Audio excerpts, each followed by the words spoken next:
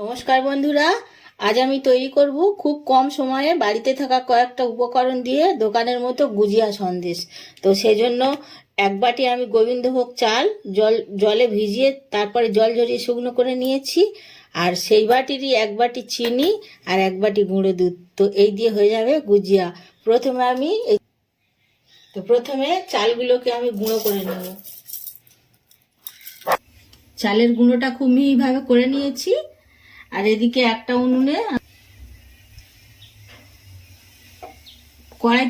উনুনে কড়াই বসিয়ে দিয়েছি, একটু জল গরম করতে দিয়েছি। জলটা গরম হয়ে গেছে, এবারে দিয়ে দেবো ওই বাটিরই এক বাটি গুঁড়ো দুধ।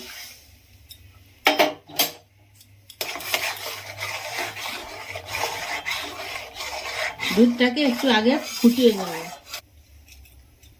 দুধটা ফুটে উঠেছে, এবারে চিনিটা দিয়ে দেবো। এবারে চিনিটা গলে যাওয়া পর্যন্ত অপেক্ষা করতে হবে। চিনিটা গলে গেছে, এবারে দিয়ে দেবো 1 চামচ ঘি।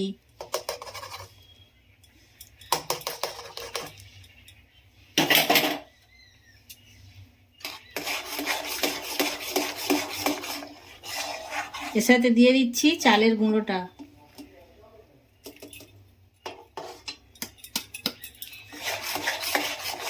সব মিশ্রণটা নাড়তে হবে খুব ঘন করে।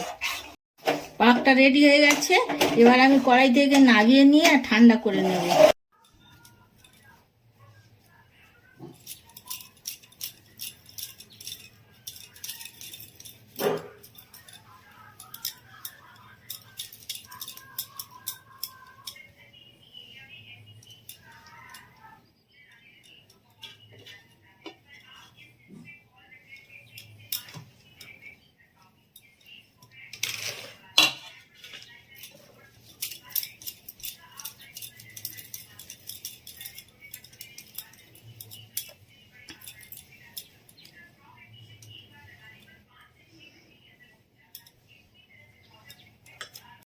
তো গুজিয়াগুলো সব তৈরি হয়ে গেছে বন্ধুরা, খুব কম সময়ে কম উপকরণে। আর ভালো লাগলে আপনারা এরকমভাবে বাড়িতে তৈরি করতে পারেন। ভালো লাগলে একটা লাইক করবেন, কমেন্ট করবেন আর শেয়ার করবেন।